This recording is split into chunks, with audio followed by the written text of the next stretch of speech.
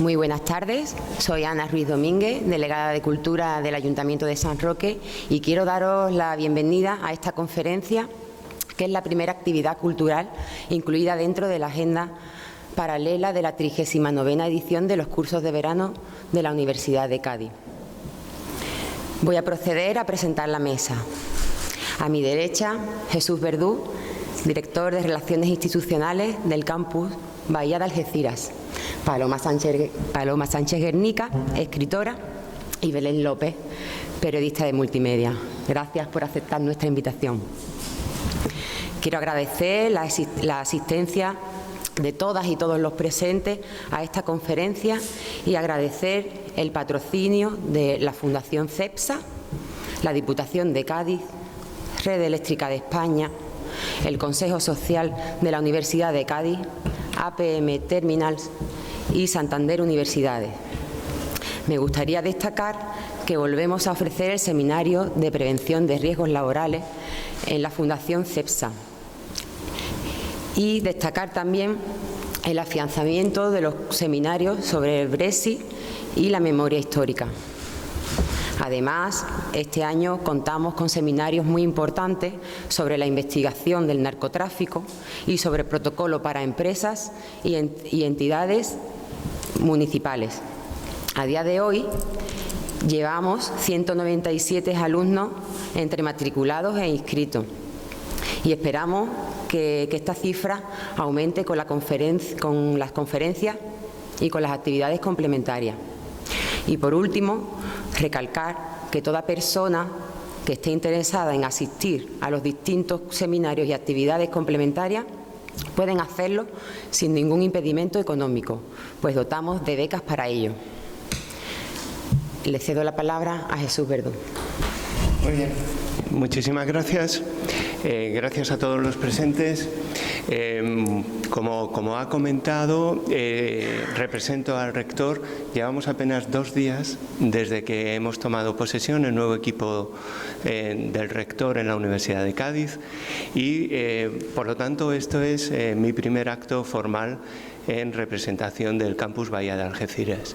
Para mí es altamente satisfactorio estar aquí y quiero dar las gracias tanto al Ayuntamiento de San Roque por albergar estos cursos de verano que, más allá de lo que es la docencia reglada, permiten a la universidad ofrecer un tipo de actividades complementarias, culturales, de un enorme valor para la universidad.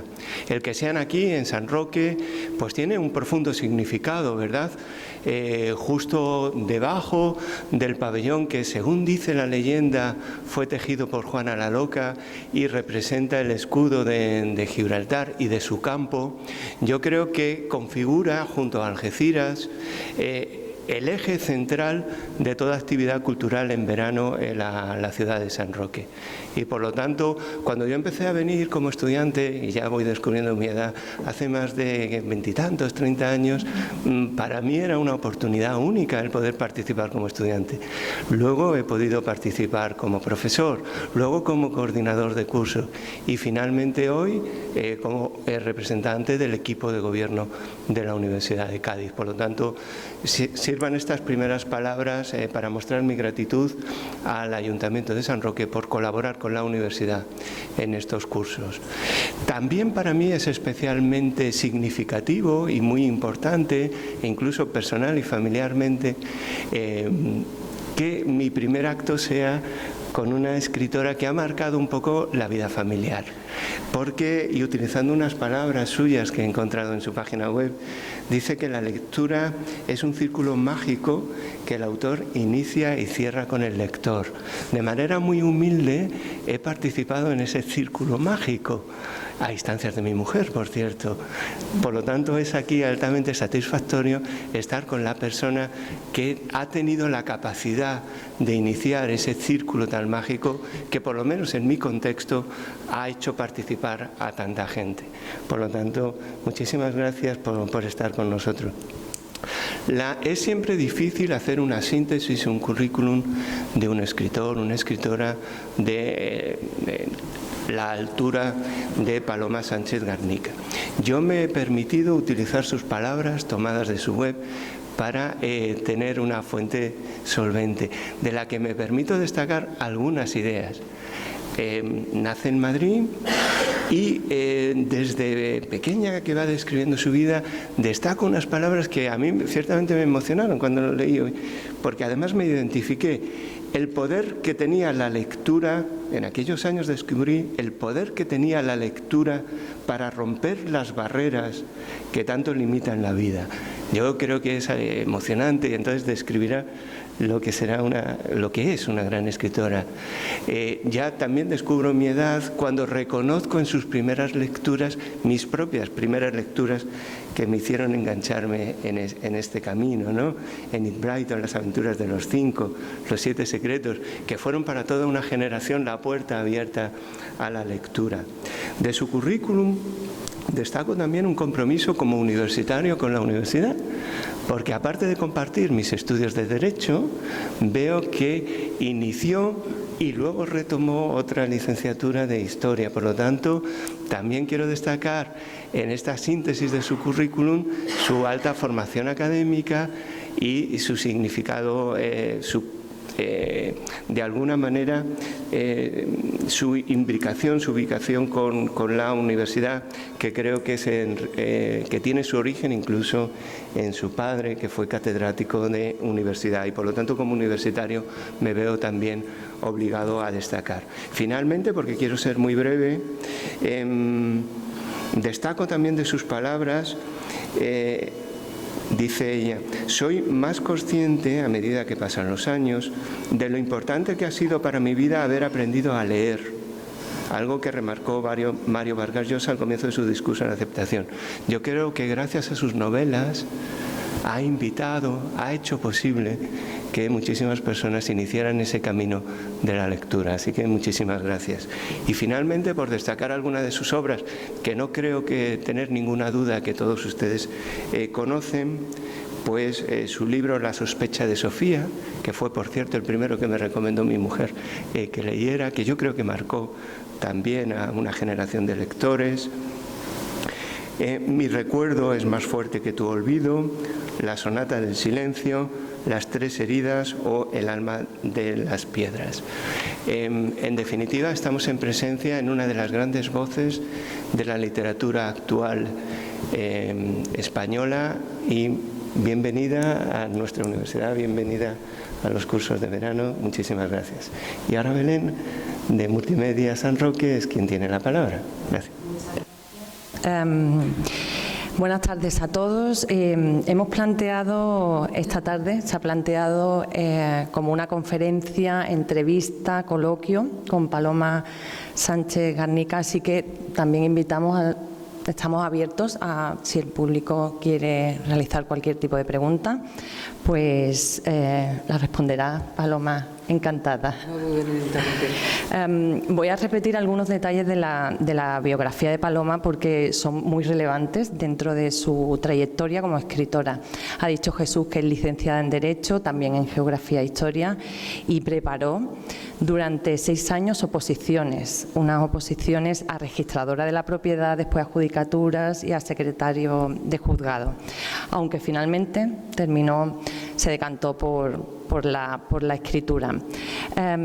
Voy a leer un fragmento de su biografía. Yo también, como Jesús, he acudido a su página web porque yo lo vi como el origen de la carrera como escritora, y además lo describe dijo que en los meses siguientes, hubo varios detalles, que a mí me encantaría que ahora nos contase esos detalles, que la impulsaron hacia la idea de escribir una novela, y el 9 de enero de 2004 empezó lo que se convertiría en su primera novela, que es El Gran Arcano. ¿Cuáles fueron esos detalles, Paloma, que marcaron ese 9 de enero de 2004 a empezar? Bueno, en primer lugar, muchísimas gracias por estar aquí, muchísimas gracias al Ayuntamiento de San Roque, a la Universidad de Cádiz y a ti, Belén, por estar conmigo aquí charlando. Estoy encantada de estar hablando aquí de literatura y de libros y de lectura. que cómo fue aquella. Bueno, yo siempre, nunca, a mí cuando alguna vez me dicen me gustaría escribir, pero no sé, no puedo, sé que no puedo llegar. Yo empecé a escribir con 43 años, en el verano del 2003. Hice todo al revés un poco. Me casé muy jovencita. Llevo con el mismo desde hace 37 años, o sea que me salió bien. Pero bueno, dejé colgada la carrera y desde el momento de casarme, me casé en el 82, tuve una inquietud que no supe identificar hasta mucho tiempo después, que me impulsaba a buscar mi lugar en el mundo. Yo sabía que había venido aquí a hacer algo, porque yo me dediqué desde que me casé, bueno, pues a lo que antes eran sus labores. Me dediqué a cuidar a mis niños y en mi casa, pero tenía esa inquietud me llevó pues a hacer la carrera de Derecho, a ejercer el derecho primero hice la oposición, una oposición que me dio unas pautas de disciplina, de constancia, de creer en uno mismo, de tener ese amor propio que necesito tanto en este oficio. Luego también ejercí como letrada, bueno, porque tenía, después de 6 años encerrada con la única conexión con el mundo con el mundo real de mis hijos y de mi familia, pues necesitaba salir a trabajar, a producir, ese concepto de producir, de ganar un sueldo.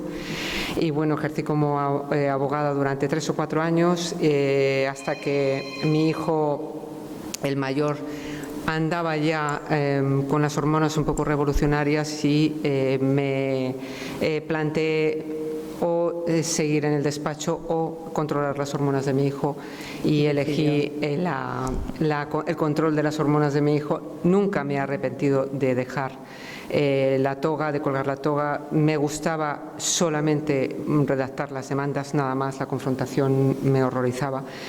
Y bueno, pues me recluí otra vez en casa y terminé la carrera de Geografía e Historia, y me presenté en un verano del 2003, lo recuerdo perfectamente, con 2 carreras, con ese bagaje de la oposición a registros. Y bueno, pues se conoce que en la vida ya estaba un poco preparada para iniciarme en este oficio de la escritura, porque fue una anécdota muy sencilla. En una cena con amigos habíamos cumplido todos los 40 años, y alguien, bueno, pues ya esta sensación de los 40 que dices, ya tengo pasado, ya tengo fotos en blanco y negro, y alguien dijo que para que a uno le recuerden hay que plantar un árbol, hay que tener un hijo y hay que escribir un libro. Yo había plantado un árbol, tenía un jardincito pequeño, había tenido 2 hijos, y a la vuelta de esa cena en el coche le dije a mi marido, voy a escribir una novela. Y bueno, pues ese 9 de enero, me acuerdo perfectamente, un 9 de enero del 2004, empecé esa primera frase, El mar de luces rojas del Gran Arcano. Empecé a escribirlo desde un punto de vista sin ninguna ambición, simplemente escribir. Tenía, bueno, pues la carrera de Geografía e Historia me había hecho un poco agnóstica, es decir, todas mis creencias religiosas que nos han metido en vena desde que hemos nacido, como cultura católica. Yo he ido a un colegio de monjas, pues mis padres me han bautizado, hemos sido católicos, y nunca me había hecho preguntas. Y cuando hice la carrera, pues me hice muchas preguntas y se me caían, tuve un poco una crisis personal en ese sentido, ¿no? Y a través de esa historia del Gran Arcano quise encauzar toda esa crisis personal, y lo conseguí. Escribir esa novela en 9 meses, fue como un parto. Y bueno, por una serie de carambolas, primero me presento a un premio, luego busqué una agencia literaria, me cogió una agencia literaria el libro, y en el 2006 se publicó mi primera novela, En Plaza y Janés, y pensé, esto es lo que yo quiero hacer, este es el lugar en el que yo quiero ocupar, y bueno, pues ahí estoy. Desde esa primera novela, ¿el proceso creativo lo enfocas de la misma manera o ha ido cambiando a lo largo de estas 7 novelas? ¿Cómo se inicia? El proceso creativo siempre surge de una curiosidad, de la necesidad de entender algo. Yo escribo para aprender, eso lo hemos hablado antes. Yo escribo para aprender. Para mí, yo soy muy lectora. Pero algunas veces me da la sensación de que todo lo que leo, no la ficción en sí misma, sino el ensayo, la historia, cuando he aprendido historia en la carrera, me da la sensación de que se me deshace, de que me entra en un saco sin fondo que no alcanzo a relacionar, y sin embargo la escritura me ayuda a entender, a relacionar, a comprender épocas que yo conozco desde el punto de vista de la licenciatura, de la carrera, esa historia con mayúscula, pero la literatura me da la oportunidad de entender la historia con minúscula, la historia de personas como cualquiera de nosotros, que es la grandeza de la literatura, ¿no? De la narrativa, de la ficción, no de la novela histórica, sino de la narrativa en general. Entender cómo gestionan los personajes sus inseguridades, sus conflictos, sus anhelos, sus miedos, el amor, el desamor, que todo ser humano tenemos a lo largo de toda la historia, pero que condicionan esa gestión de esos sentimientos está condicionada por las leyes que hayan en ese momento, por las costumbres sociales, por los prejuicios sociales, por el momento histórico en el que vive ese personaje. No es lo mismo decidir, ahora que estamos las mujeres tan de moda, no es lo mismo que una mujer decida ahora qué hacer con su vida, que decida quedarse soltera, no tener hijos, que esa misma decisión hace 70 años. Podía hacerlo, pero los prejuicios aplastaban de una manera tremenda, ¿no? Entonces, los orígenes de toda historia, de toda novela, y ahora estoy con el origen de la octava, precisamente, siempre es para mí la curiosidad de meter a mis personajes. Por eso yo creo que mis novelas nunca son históricas, son una serie de personajes que se mueven en un momento histórico y cómo gestionan esos conflictos vitales. Y a partir de ahí entiendo mucho mejor la época en la que me muevo, la época sobre la que escribo, entiendo mucho mejor lo que soy como sociedad, lo que soy ahora mismo, porque al fin y al cabo somos un poco venimos de nuestro pasado y somos producto de nuestro pasado, y entender nuestro pasado nos ayuda a comprendernos mucho mejor, ¿no? Y a afrontar el futuro con muchos más instrumentos. Y la base es eso, una curiosidad, y a partir de ahí me tengo que poner a escribir, porque no tengo esquema, no tengo argumento. Generalmente es ubicarlo en la época y dejarme llevar. La escritura es un poco para mí como leer un libro, es ponerme disciplinadamente, porque la inspiración a uno le viene trabajando en este oficio, no hay otra forma, y poniéndome todos los días delante del ordenador y dejarme llevar por lo que me van contando los personajes. Y unas veces me cuentan con más claridad, otras veces me cuesta más entenderles, pero es una disciplina, un oficio que al final tiene que... ¿De cuántas horas podemos estar hablando al día, Paloma? Pues yo soy en eso muy disciplinada y me dedico solamente en eso. Yo me levanto a las 7 de la mañana, tengo una rutina muy claustral, soy muy germana en eso. Me levanto a las 7 de la mañana, hago natación a las 8 de la mañana y a las 9 me siento a escribir. Dejo todos los móviles, teléfonos, yo no tengo nada, me pongo mis cascos. Unos cascos además que he conseguido que me aíslen prácticamente del mundo, me pongo una música en bucle y hasta las 2:30 me levanto, pongo la Thermomix. Porque fantástica, ¿no? Que ayuda mucho. Sí, porque la cocina a mi marido no le he ganado por el estómago. No, por el estómago. Y él tampoco se mete en la cocina, así que Como un poquito de siesta y después sobre las 6 de la tarde, 5 de las 6 de la tarde, continúo hasta donde las neuronas me dejan. Hay veces que por la tarde soy más escribir por la mañana que por la tarde, pero hay tardes que son, las neuronas están más productivas, ¿no? Y entonces escribo y si no me pongo a leer. O sea, por la tarde combino un poco la lectura con la escritura, pero eso es todos los días, o sea, de lunes a lunes. Para mí no hay domingos, no hay sábados, no hay fiestas. Para mí todos los días, cuando estoy en el proceso creativo, es la pasión por sentarme y por escuchar a los personajes, ¿no? Y por entenderles, por escucharles, porque además los personajes al principio van entrando en mi casa. Es que ahora estoy en ese proceso, ¿no? Estoy en ese momentazo, como digo yo, en el que han salido los personajes de mi última novela, de La sospecha de Sofía, van saliendo ya. Esos personajes se quedaron en silencio en el momento en el que mi editora me dice la frase: Paloma, ya no puedes cambiar más. Porque hay un momento en el que, bueno, cuando yo termino la novela, las correcciones con mi editora ella me manda la novela, la leemos, ella la lee, este tiempo no lo tienes bien conectado, mira a ver, y cuando yo ya no puedo cambiar más, como dice, ya no puedes cambiar más, esos personajes se callan, se silencian, pero se mantienen en mi vida, porque han sido muchos meses de convivencia. No puedo hablar con ellos, pero sí de ellos, que es lo que he estado haciendo durante todos estos meses, ¿no? Ahora ya esos personajes se van yendo de mi vida, me van abandonando, porque ya además pasan a formar parte, pasan a pertenecer a cada lector, ya no son míos. Y entonces están entrando ya desde el día 20, que estoy un poco más desconectada, que estoy ya en el sitio donde yo escribo, que es en mi casa en Marbella.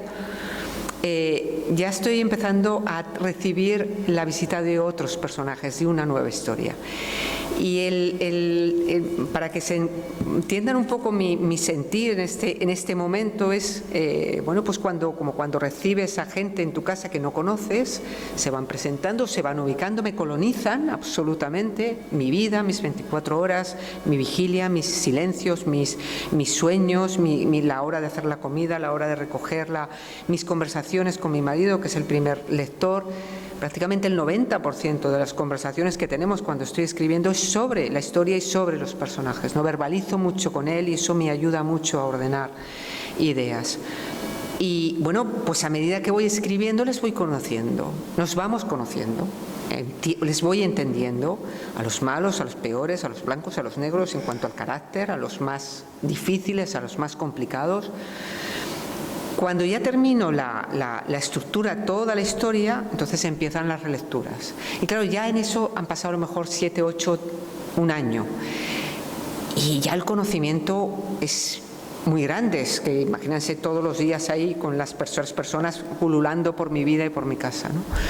Y a partir de ahí esas relecturas ya les conozco, entonces ya pulo muy bien pues cada diálogo, el perfil que tienen, la manera de hablar, la manera de reaccionar, ya les conozco, ya sé su historia, ya conozco lo que sienten. Entonces, bueno, pues son relecturas y relecturas y relecturas, hasta que se lo paso a mi editora, hacemos las correcciones y llega ese momento de ya no puedes, ya no puedes cambiar más. Entonces, ese es el proceso creativo.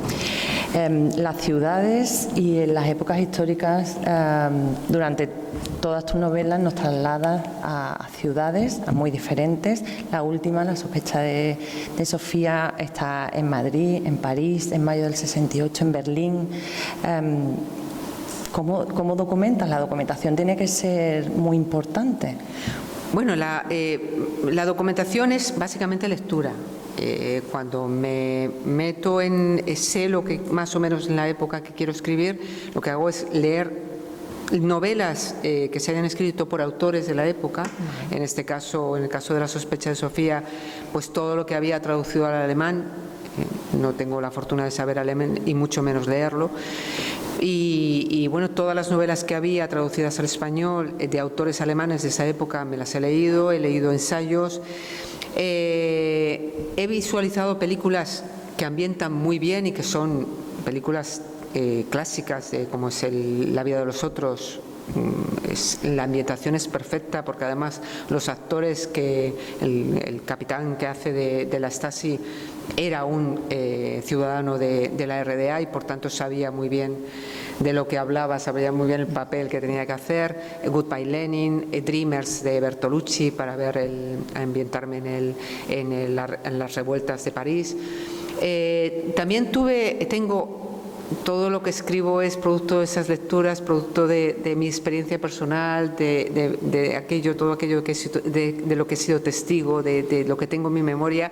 Y tengo en mi memoria una experiencia de hace 30 años, que bueno, tuve la fortuna histórica de estar 40 días antes de la caída del muro de Berlín, el 19 de septiembre, de estar en Berlín, de llegar con el coche, fuimos con el coche por toda la RDA, llegar al Berlín Occidental, dejamos el coche en el Berlín Occidental, cogimos el tren en la estación del Zoo y pasamos al otro lado del muro, a la estación de Friedrichstraße, al Palacio de las Lágrimas. Pasé ese control policial.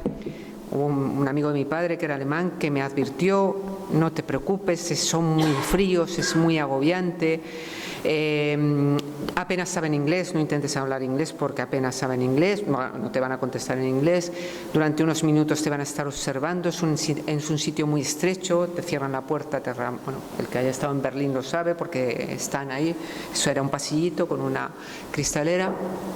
Y pasé ese paso fronterizo que pasan algunos de mis personajes después, y recuerdo que de una ciudad, el Berlín Occidental, una ciudad vital, colorida, con un pálpito vital impresionante, con una explosión de color, pasé al otro lado del muro y me encontré con una ciudad detenida en el tiempo, gris, lenta, con muy pocos coches y todos iguales. Nos obligaron a cambiar 6.000 pesetas en marcos por las divisas, y no había forma de gastarnos, no había nada en lo que gastar, los escaparates eran muy grandes y vacíos, recuerdo el polvo, había polvo. Y eso, claro, se me quedó, fue una experiencia importante. A los 40 días, el 9 de noviembre del 89, cae el muro de Berlín, y para mí Berlín, esa ciudad, ha quedado siempre como una especie de mito que lo he seguido su trayectoria, cómo se reunificó esa ciudad partida en dos, una parte rodeada por el muro y la otra parte en un sistema, una dictadura de corte soviético, que prácticamente no podían salir sin la autorización del país, sin la autorización del gobierno. Y bueno, volví en el 2010. Volví en el 2012, viví a mi hijo allí, vivió durante 6 meses, un hijo mío, y bueno, pues la calle de la familia de los Steiser, de una de las familias, pues es la calle donde estaba mi hijo, porque era la zona, había pertenecido a la zona del este y la tenía muy presente en mi memoria. Y hace poco visité los escenarios que transitan mis personajes, la cárcel de la Stasi, estuve hablando con un expresidiario de la Stasi y con una mujer que me enseñó todo el archivo de la Stasi. Y bueno, la documentación es básicamente esa experiencia personal y además lectura. ¿Sueles viajar a los sitios, a los escenarios, a las ciudades donde...? Normalmente o he viajado o viajo, sí. Si puedo, lo haces. Sí, lo hago, sí. En cuanto a las épocas históricas, porque hay novelas situadas en la Edad Media, en la posguerra española, ahora en esta época en Alemania, ¿cómo te centras en esa época histórica? Tienes ventaja por ser licenciada, ¿no?, en Geografía e Historia, me imagino. Bueno, sí, pero como he dicho antes, por ejemplo, en Las Tres Heridas, que es una novela que se ambienta en la Guerra Civil, yo había estudiado los grandes acontecimientos, las grandes batallas, los grandes movimientos económicos, sociales, históricos con mayúscula en la carrera. Pero tenía la necesidad de entender qué vivieron, cómo asimilaron el hecho de la guerra gente como nosotros. O sea, gente que el 19 de julio del 36, que era domingo, que se levantaron, pues unos fueron a misa, los otros fueron al río a pasar el verano, los que más pudientes estaban preparándose para irse a la sierra en Madrid o a la playa. Cómo esa gente, en el ámbito de Madrid, cómo esa gente que tenía anhelos, que tenía proyectos de vida, que tenía ideas políticas, religiosas, pensamientos, como nosotros, como cualquiera de nosotros, cómo vivió ese crack que hubo social de su cotidianidad a partir de esa misma tarde, porque el lanzamiento fue el día anterior, pero a la sociedad empezó a llegarle concretamente siguiente, ¿no? El 19 y el 20 en Madrid concretamente, ¿no? Entonces me interesaba y por eso me metí en esa intrahistoria, ¿no? de la gente normal, cómo fueron asimilando, porque yo me imagino que pensarían que esto durará unos días o unas semanas, unos meses, y al final fueron casi 3 años, ¿no? Y cómo les cambia la vida, cómo les arrasó esa guerra que la mayoría de la gente no la quería y que le aplastó, ¿no? Por eso me metí en ese mundo. Luego me surgió, a partir de esa novela, de escribir esa novela, me surgió la duda y la curiosidad de entender cómo se reconstruyó esa sociedad después de esa experiencia tan tremenda, ¿no? Los años 40, tan oscuros, tan poco estudiados, porque no nos lo han enseñado. Porque yo soy de una generación que estudiábamos hasta prácticamente el alzamiento. Luego ya Franco, se hizo la guerra, Franco ganó y se acabó. No había más. Había un hueco ahí. Había bueno, sí, yo lo he estudiado en la carrera, pero es sobre todo la década de los 40 era es una época muy oscura para nuestra generación, ¿no? Entonces me metí en la Sonata del Silencio y escribí la Sonata del Silencio para entender cómo se reconstruyeron como sociedad, ¿no? Y el año, la sospecha de Sofía, bueno, mi recuerdo fue otra historia, mi recuerdo es más fuerte que te olvido, pero esta historia de la sospecha de Sofía, aparte de que quería salir de ese Madrid cómodo, ese Madrid que yo conocía, quería sacar a mis personajes un poco por Europa, y se me ocurrió que la época del 68, porque la historia va desde el 68 hasta unas semanas después de la caída del muro, son 21 años, esa época que yo viví como pues mi primera juventud de adolescente, me apetecía mirarla desde otro punto de vista a través de mis personajes. Lógicamente, ese Madrid tardofranquista, de una dictadura que hacía aguas, pero se mantenía y se mantuvo, de hecho, hasta la muerte del dictador, en contraposición a otra dictadura de signo contrario, de signo soviético, con muchas cosas en común al final, entender también lo que sucedió en Alemania, en la República Democrática Alemana, en el centro de Europa, hace tan solo 30 años. O sea, que fue una dictadura brutal en la RDA, la República Democrática Alemana. Y luego, como contraste, el mayo del 68, París, ¿no? Esa revuelta, porque los franceses para esto son muy chauvinistas y se venden muy bien, y parece que hubo en el mundo solamente las revueltas del mayo del 68, hubo muchas cosas más en el mundo, muy importantes, pero me apetecía entrar en esa mentalidad francesa, en esas calles de Francia, esas calles totalmente levantadas, y bueno, pues metí ahí algunos de mis personajes para entender un poquito mejor ese contraste, ¿no?, entre las dos dictaduras y ese mayo, esa revolución, ese afán, esa pasión de los estudiantes de querer cambiarlo todo. No lo consiguieron, al menos de inmediato. Después de 7 novelas publicadas, iniciando la 8ª, ¿alguna crisis creativa has tenido? Sí. Lo pasaste mal con el inicio de La sospecha de Sofía. Con La sospecha de Sofía, ¿no? Los inicios para mí suelen ser complicados, porque, bueno, pues hasta pillar la voz narrativa, entrar en ese camino en el que más o menos ya voy avanzando muy poco a poco y con cierta seguridad. Siempre hay inseguridades, siempre hay sensaciones de vértigo, pero el principio es complicado. Y en esta, por eso siempre digo que La sospecha de Sofía, esta última novela mía, tiene un punto especial, porque ha sido especial por muchas cosas. Después de ganar el premio, con Mi recuerdo es más fuerte que tu olvido, tuve una promoción de varios meses, y cuando quise empezar a escribir, bueno, pues Empezaba una historia, llegaba a la página 20, se me deshacía. Empezaba otra historia, llegaba a 15 páginas, se me deshacía. Empezaba otra, llegaba a 50 páginas, se me deshacía. Llegué a escribir una historia de casi 200 páginas. Se me deshizo. Esto les puedo asegurar que es una sensación frustrante, una sensación de desasosiego, de inseguridad. Tuve que ponerme una frase, estuve así durante 1 año y medio.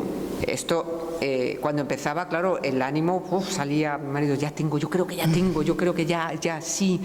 Y pasaba 1 día, 2 días, 3 días, y salía, ya me veía con la cara, ya nada, otra vez a empezar. Me puse incluso un lema, de ahí la disciplina de la oposición, me puse un lema, la frase "no me voy a rendir", porque estuve a punto de tirar la toalla varias veces y todas las mañanas me ponía disciplinadamente delante del ordenador con la frase, me repetía: "no me voy a rendir, Paloma, no te rindas, no te rindas". Y bueno, para mí, esto lo sé además porque iba haciendo un diario. O sea, siempre tengo un diario desde el 2012, desde que empecé La sospecha de Sofía, o sea, La sonata del silencio, perdón. Y para mí, cuando sufro estas sensaciones de frustración, cuando ya la cosa la veo muy mal, apago el ordenador y me refugio en la lectura. Para mí la lectura es un lugar de refugio, un lugar de protección, un lugar en el que me siento muy bien. Y leyendo una buena novela, la última de Javier Marías, Berta Isla, tuve la primera chispa, la primera idea sobre esta novela, La espera. Pensé: la espera, alguien que espera a un ser querido envuelto en la incertidumbre del año 68, no la incertidumbre que tenemos ahora, porque en el año 68 uno podía salir de casa, estar 3, 4, 5 días, 1 mes, sin dar noticias y no pasaba nada. Era la frase aquella de mi suegra: cuando no hay noticias son buenas noticias. No pasaba nada porque no se llamase por teléfono y tal, pero ahora no, ahora la incertidumbre ha cambiado, porque ahora mandamos un WhatsApp y a los 3 segundos no te contestas y ya llamas y preguntas qué pasa, qué ha pasado. Y esa incertidumbre de esos años, fue la primera idea que tuve. Fui a ver en qué se había basado para escribir esa novela Javier Marías, y me leí en prácticamente 2 días 2 novelas, El coronel Chabert y La mujer de Martin Guerre, de Janet Lewitz, que no le digo de qué va para no destripar la historia a los que no la hayan leído, porque es una novela que puede destriparse con muy poco que se diga. Y a partir de ahí me puse a escribir el 5 de febrero del año pasado. Tuve tan claro qué era la historia que tenía que escribir, que cuando llevaba al día siguiente, que llevaba pues 10, 12 páginas, le escribí a mi editora que 1 año antes le había dicho: no me preguntes porque estoy muy perdida, y en eso ella es muy respetuosa, y no me preguntó durante 1 año, estuvo totalmente callada, me dejó mi espacio, y le escribí un mail a mi editora y le dije: Puri, tengo historia, por fin tengo historia. Y bueno, pues salió como un tiro. Es especial porque empecé el 5 de febrero y el 19 de febrero me dieron una mala noticia de salud que tuve que asimilar, una bofetada que te da en la vida, que tuve que asumir, asimilar y recuperarme. Y les puedo asegurar que con todo lo que pasé después, de pruebas, de médicos, de tal, cada vez que me sentaba a escribir era como los personajes me envolvieron absolutamente, me dieron un chute de energía, de optimismo. Era una sensación tan fascinante lo que me estaban contando, lo que estaba descubriendo mientras estaba escribiendo, que bueno, pues la recuperación fue efectiva, todo pasó, pero tiene ese punto de especialidad, ¿no? Y aparte tiene, que no sé si los que lo hayáis leído sabéis, tiene otro punto especial, y es que tiene una banda sonora. Esta novela tiene una banda sonora, y es una banda sonora que ha compuesto mi hijo pequeño. Bueno, mi hijo pequeño tiene 33 años, no es músico, es piloto, pero la música la lleva en las venas desde que era pequeñito. Antes tocaba la guitarra eléctrica y hace 2 años y medio se compró un piano. Y cuando le dije que tenía ya historia, me dijo, no había tocado el piano en su vida, y me dijo, te voy a regalar una banda sonora. Y ha hecho una banda sonora que lo explico todo esto en los agradecimientos, unos agradecimientos que están hasta la 4ª edición, estamos en la 5ª ya, en la 5ª edición, hasta la 4ª edición estaban al final de la historia, y lo explico todo esto. Y muchos lectores a lo largo de estos meses me han recriminado, me han dicho, me encanta la historia, pero tiene un pero, que me he enterado al final que tiene una banda sonora, y me hubiera gustado leerla saberlo, ¿no? Junto con la banda sonora, porque la banda sonora yo no le di algunas pinceladas, muy pocas, pero aquí ha funcionado la relación materno-filial porque ha entendido perfectamente la esencia de la historia. Es una delicia, es un regalo para los sentidos que yo regalo a los lectores. En la 4ª edición ya he conseguido que los agradecimientos estén en la primera página, o sea que el que lee la 4ª y la 5ª edición ya entra con esa banda sonora sabida, y está en todas las plataformas musicales, en YouTube, en Spotify, en iTunes.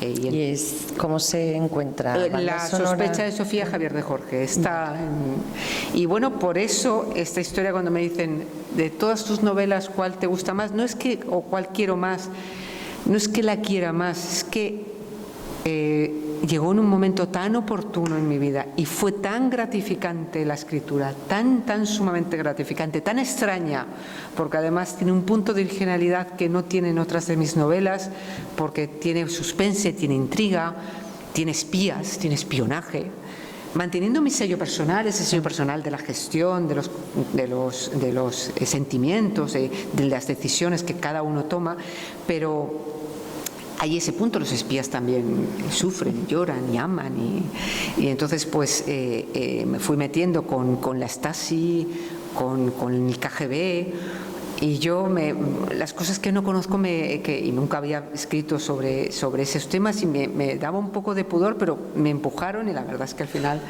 me lo he pasado muy bien. Es una historia, yo creo, con mucha intriga, mucho suspense, no sé, es una historia que me dicen que engancha desde el principio y que da muchos giros, y a mí eso es lo que me fascinaba, porque cuando iba escribiendo los giros me los encontraba yo también, ¿no? Y bueno, pues poco más se puede explicar de la historia. Sin destripar nada.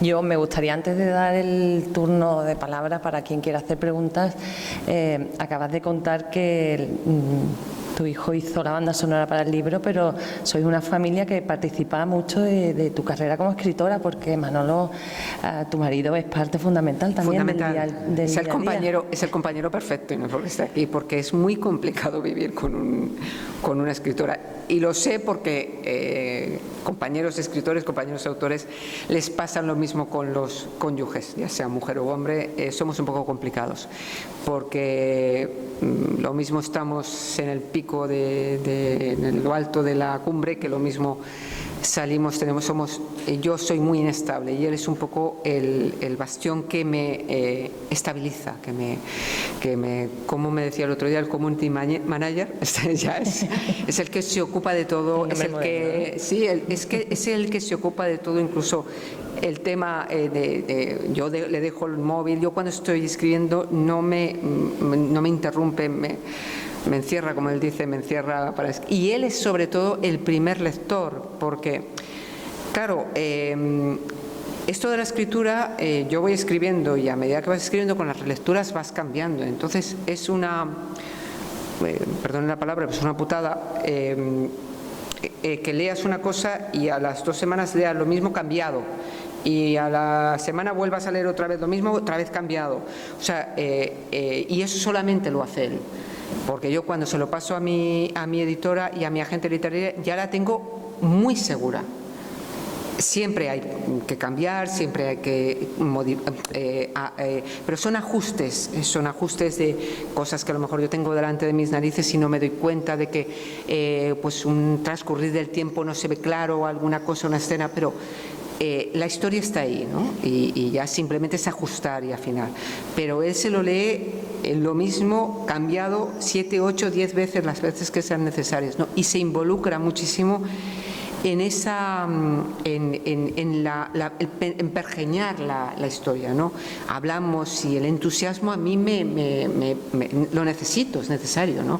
Porque si no tuviera interés, bueno, es documentalista total, o sea, tienes que leer o tienes que buscarme tal sobre el KGB, pues venga a buscar, búscame, o sea, a mí me ayuda muchísimo, es fundamental, aparte de aguantarme y soportarme mis cambios de ayuda, ¿no? Sí, esto de cuando llegas, esto es no vale para nada, esto no tiene interés, esto no vale, llevo a lo mejor 400 y pico páginas, y dices, Paloma, tranquila, que sí, Paloma, porque claro, llegas, hay veces que sales y quieres echarlo todo y quieres dar al borrar y no echarlo al fuego como Camilo José Cela, que echó al fuego la familia, la pilló, yo no, pero ahora es más fácil, ahora con un borrar ya vale, pues ahí está él, ¿no? Entonces sí.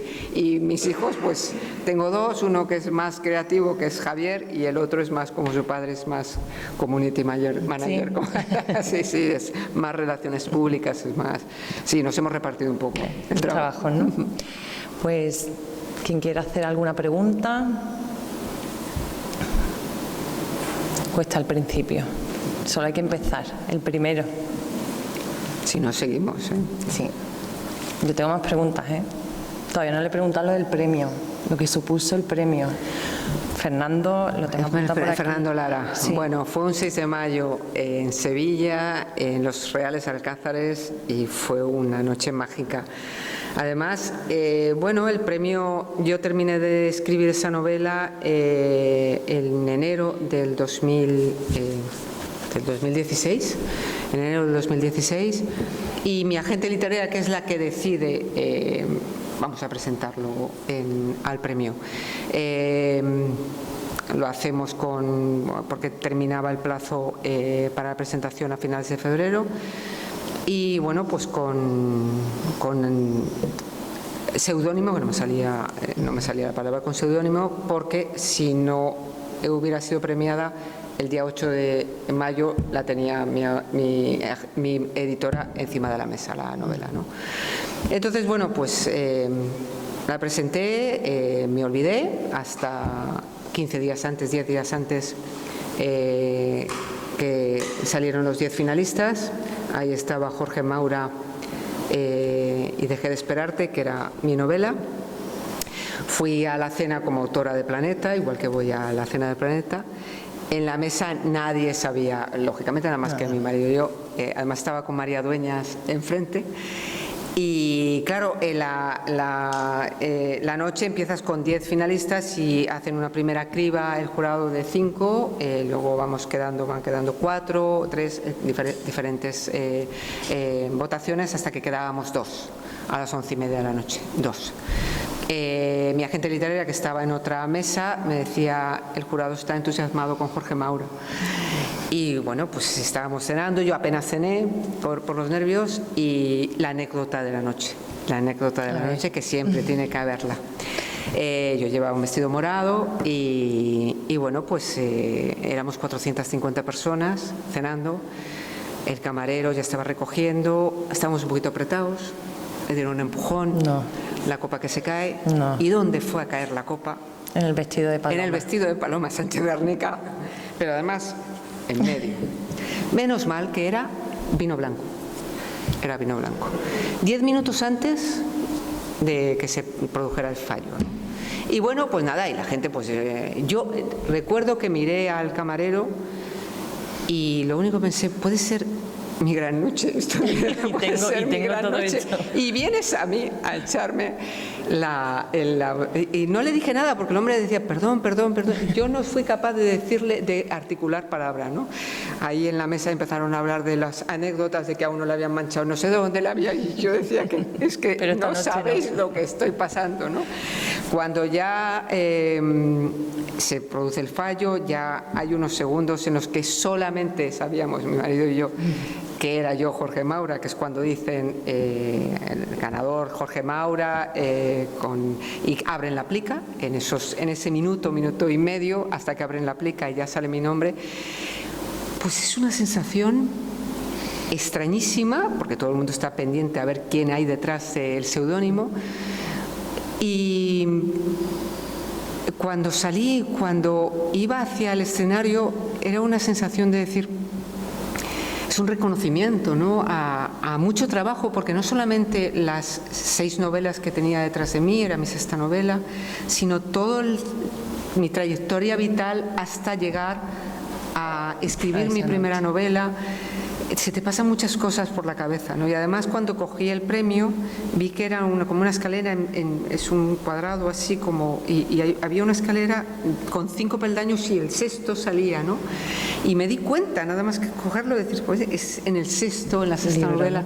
Y bueno, para mí fue un reconocimiento, fue una forma de darme más visibilidad y de llegar a más lectores, pero sobre todo esa sensación de lo he conseguido, ¿no? He conseguido esto que hace unos años sería impensable para mí, ¿no? Y además en ese marco, ¿no?, en Sevilla. En un sitio precioso. Y bueno, luego le hice una dedicatoria a Manolo, que bueno, las sevillanas, ahí las mujeres sevillanas me decían, ¿dónde está ese Manolo? ¿Dónde está ese Manolo?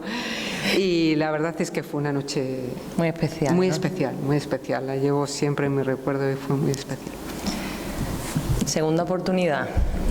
¿No se me anima nadie?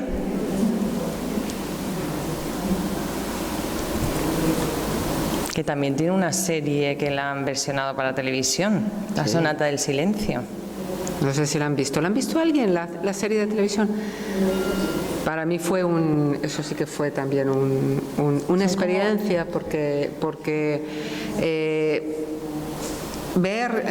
yo cuando fui, empezaron a rodar un 6 de octubre, me acuerdo, yo fui 2 días después, y ver a casi 200 personas trabajando en un rodaje al que yo no había ido nunca, lógicamente, en un rodaje sobre una historia que yo había escrito para mí, que yo había escrito en la soledad de mi estudio durante meses, pergeñando esa historia.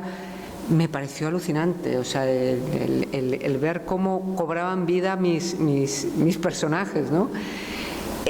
Cuesta disociar, porque además son 2 medios distintos, y yo lo digo siempre, siempre la lectura es mejor. Yo siempre creo que la lectura es mejor, porque además yo, que soy más lectora que escritora, creo que la lectura es un diálogo único, exclusivo, entre el lector y los personajes. No hay 2 lecturas iguales.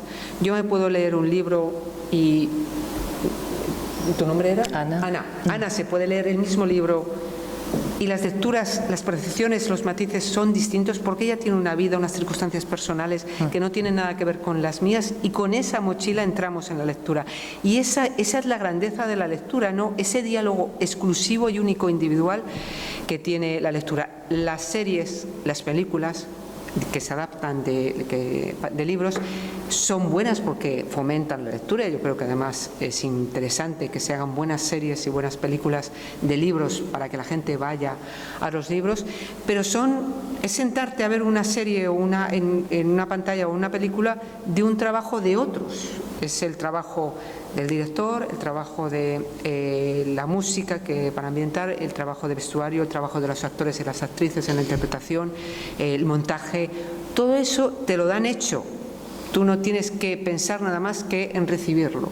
Sin embargo, la lectura no. La lectura te metes tú y dialogas tú única y exclusivamente con los lectores. Entonces, yo siempre digo, hay que leer primero el libro y luego, si quieres ver la serie, la ves, pero disociando.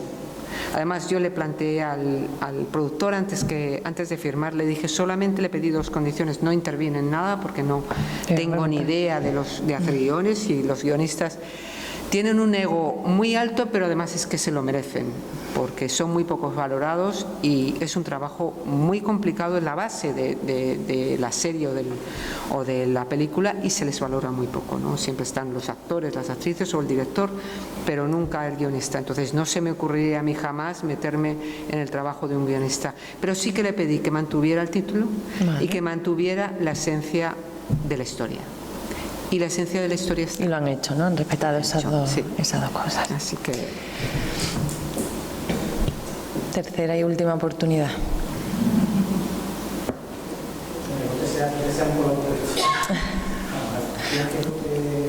Establece una relación muy personal, pues al terminar la novela se duermen y te van abandonando.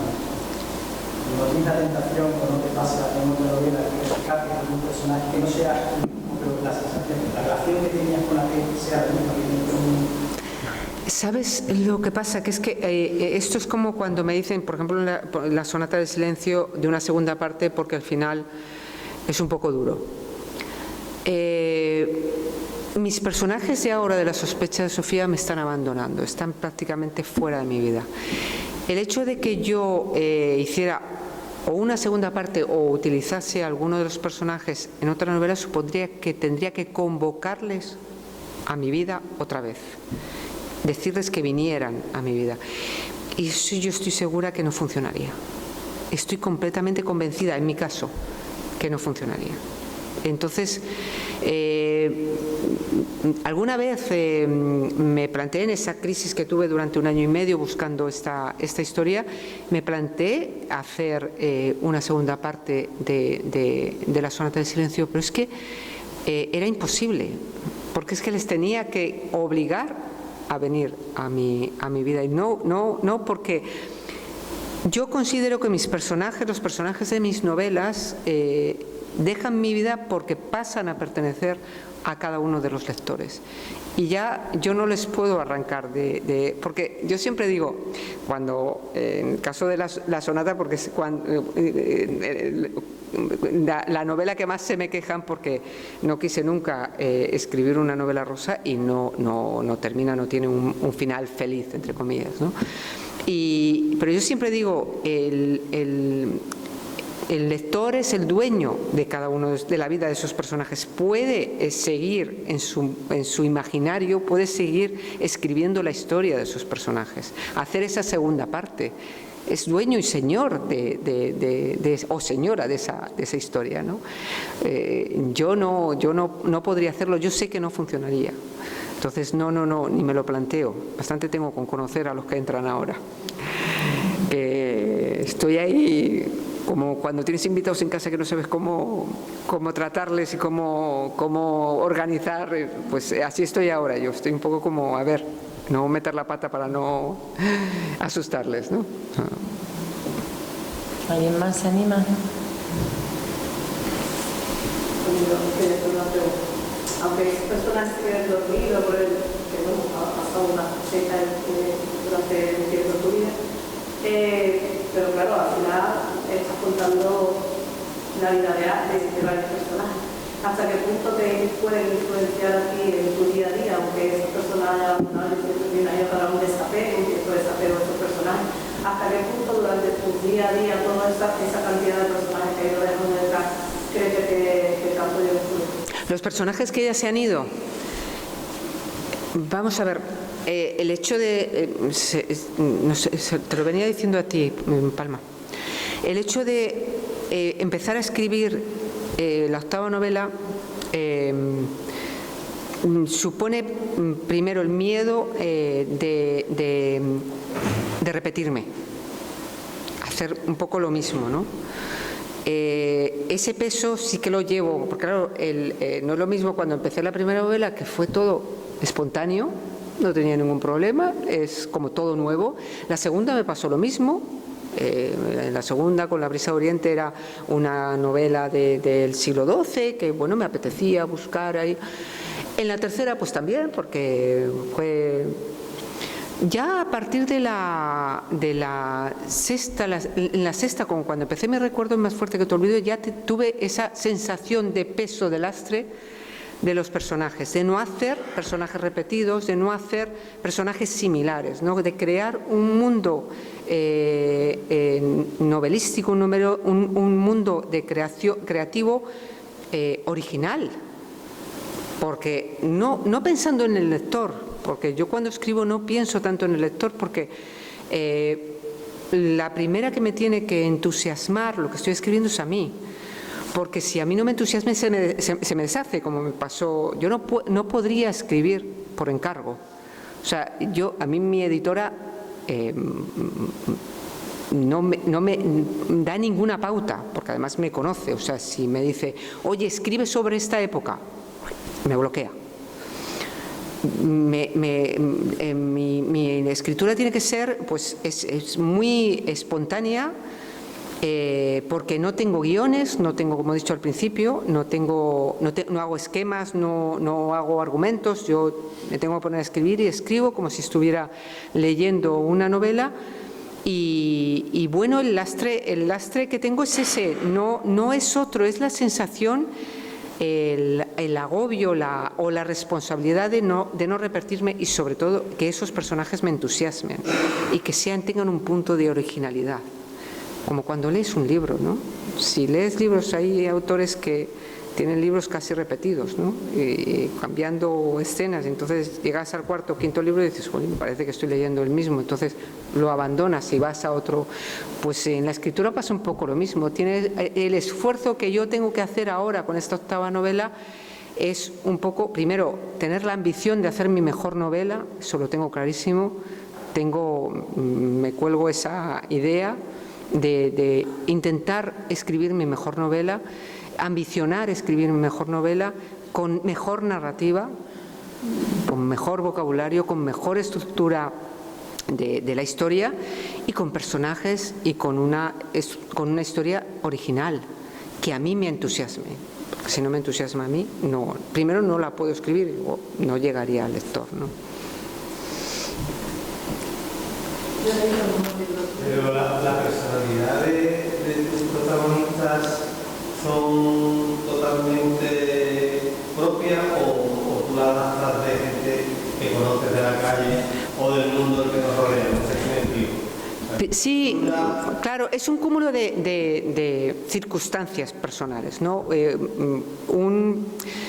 Yo voy conociendo a mis personajes a medida que voy escribiendo. O sea, para mí al principio ahora son unos auténticos desconocidos, pero psicológicamente se me van formando a través de lo que yo escribo, pero con el bagaje detrás de la lectura que estoy ahora haciendo paralelamente a lo que estoy empezando a escribir, de mi experiencia personal. Yo tengo ya 57 años, he vivido muchas cosas, tengo recuerdos, he sido testigo de muchas cosas y de esas cosas, de toda esa experiencia vital, mi conciencia se ha formado, ¿no? No es lo mismo escribir con 20 años y estoy completamente segura de que si yo hubiera tenido esa inquietud clara de escribir a los 20 años hubiera sido un fracaso, porque yo creo que requería esa experiencia personal para poder formar esos personajes y a partir de ahí, sobre todo de las lecturas,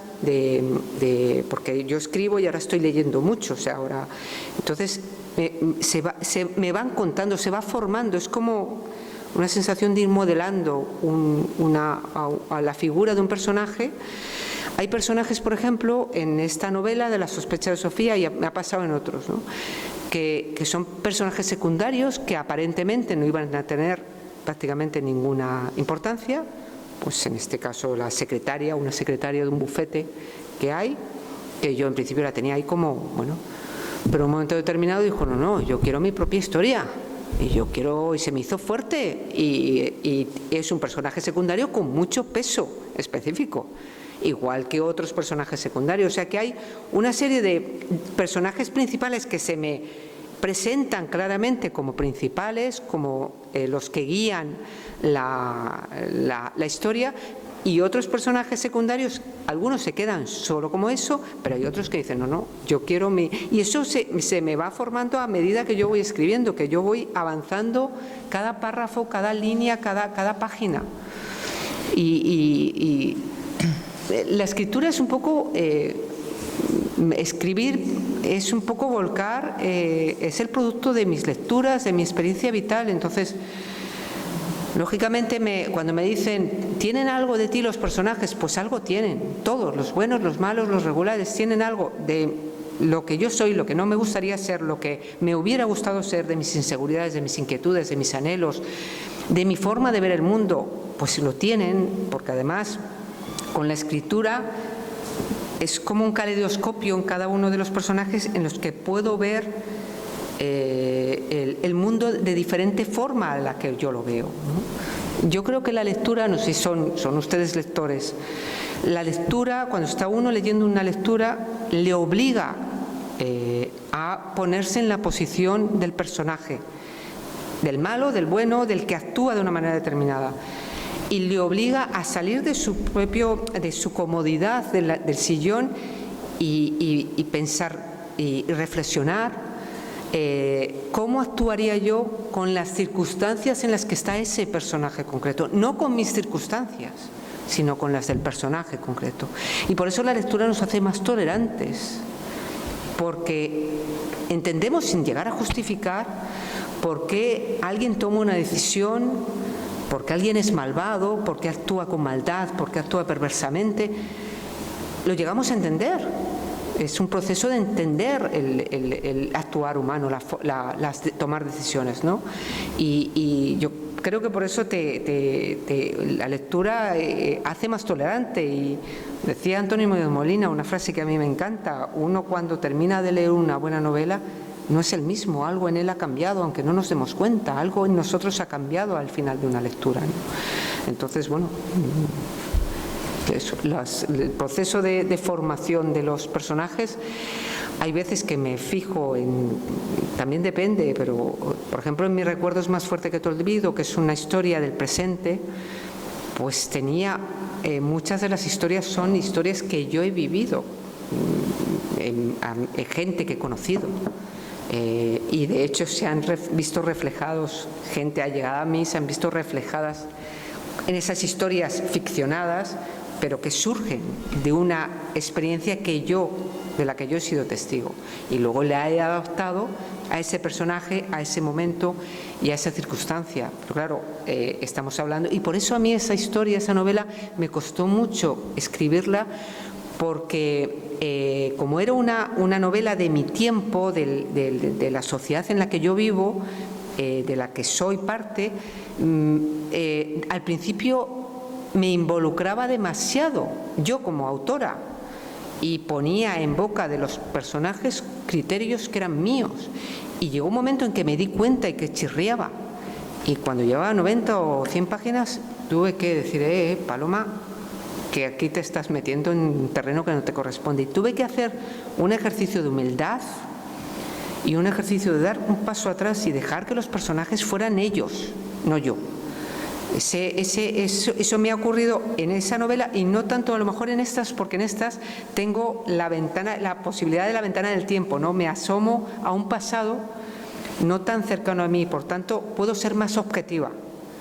El tiempo, la lectura, o sea, el ver la escritura vista desde el paso del tiempo, un pasado, me da la posibilidad de distanciarme más, ¿no? No me ocurrió, por ejemplo, con Mi recuerdo es más fuerte que tu olvido. ¿Qué tipo de narrador? ¿Cuándo decide qué tipo de narrador? ¿En tercera persona? Pues en estos momentos estoy en eso. Es que claro, eso sí que me planteo, narrador omnisciente o narrador en primera persona. El narrador en primera persona a mí tiene sus ventajas, en una y otra forma tiene sus ventajas, pero a mí me gusta mucho, pero te encauza mucho a la hora de escribir en un camino en el que solamente ves la realidad de la historia desde el punto de vista del narrador. Sin embargo, el narrador omnisciente me da la posibilidad de dar vida a otros escenarios, a otros puntos de vista. Y para mí me parece, desde mi punto de vista de escritora, me parece más enriquecedor. Luego, claro, voy a la lectura y veo algunas novelas en primera persona y son alucinantes, son fantásticas, ¿no? No sé si me plantearé, esta me parece que va también por narrador omnisciente, me da la sensación. Los primeros pasos que he dado de ella yo creo que van a ser también en narrador omnisciente. La primera fue en primera persona. No, el Gran Arcano lo hice en primera persona, ¿en primera o en narrador? No me acuerdo ya. Es que ya... No, fue narrador omnisciente también. La segunda, dice Manuel. La segunda, sí, la segunda, sí, es verdad. La segunda, lo sabe bien él. Se acuerda más él de los nombres, además, y todo. A mí se me olvidan hasta los nombres, que se van de mi vida y se me olvidan hasta los nombres. Pero esta yo creo que va a ser eso, narrador omnisciente, tercera persona. También.